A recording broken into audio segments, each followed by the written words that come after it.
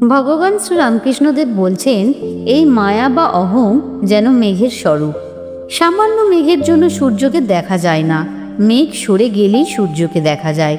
যদি গুরুর কৃপায় একবার অহং বুদ্ধি যায়, তাহলে ঈশ্বর দর্শন হয়। এই মায়া সরবে বিচারে, সরবে নিয়ত যুক্ত থাকার চেষ্টায়, গুরুর কৃপায়। শ্রীরামকৃষ্ণদেব উদাহরণ দিচ্ছেন, 2.5 হাত দূরে শ্রীরামচন্দ্র, যিনি সাক্ষাৎ ঈশ্বর। মধ্যে সীতারূপিণী মায়ার ব্যবধান আছে বলেই লক্ষণরূপ জীব সেই ঈশ্বরকে দেখতে পান নাই। আমাদের অন্তরস্থ পরমাত্মাকে আমরা দেখতে পাই না কেন?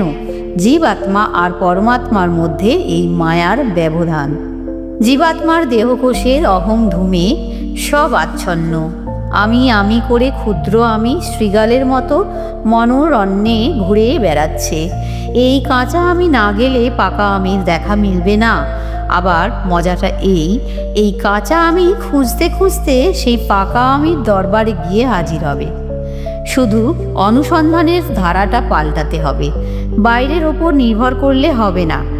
ইচ্ছাটা ভিতর থেকে আসা চাই।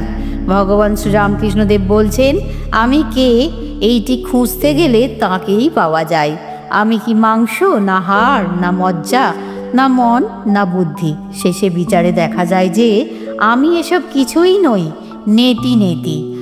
আত্মাকে ধরবার ছোবার জো নাই, তিনি নির্গুণ, নিরুপাধিক।